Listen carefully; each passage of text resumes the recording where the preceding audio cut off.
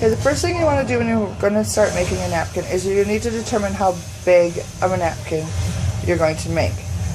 I prefer this 10-inch napkin because I like to simply just fold it in half and place it on the plate. And it's plenty big enough, you know, for your normal sit-down meal.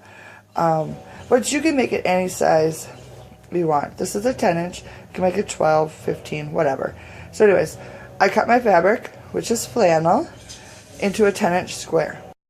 Once you have your fabric cut to size, you can do one of two things. You can finish the raw edge by doing a simple zigzag stitch all the way around, and that will finish off the seam, make sure that it doesn't unravel at all. Or you can do what I'm going to do, which is sew a seam slightly inside, like maybe 1/8 of an inch inside the raw edge, all the way around the perimeter of the fabric, and then I'm going to fray the fabric up to that line that I stitched, which it will give me a nice frayed edge like this, which I think looks nice with the flannel. It kind of gives it a little more rustic look.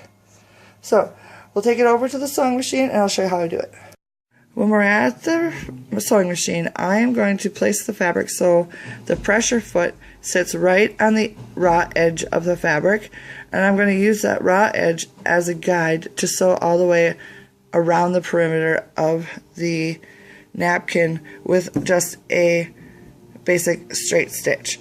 I have my my stitch length set at 4, which is my largest that I have on my sewing machine, just because it doesn't need to be real precise, and I find that it doesn't bunch it up as much too. So alright, so I'll sew all the way around and I'll show you how it looks when it's done.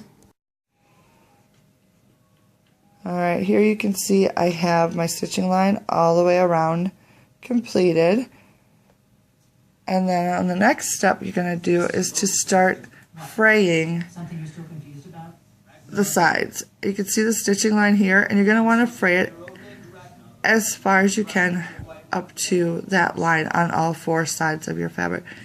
So basically you just sort of pull, let's see if I can do it one-handed, and it frays the fabric. So you pull the next string up, and then you just keep doing that, and then you do that on all 4 sides, and you are done. Your little sewing project is done. You have a new napkin.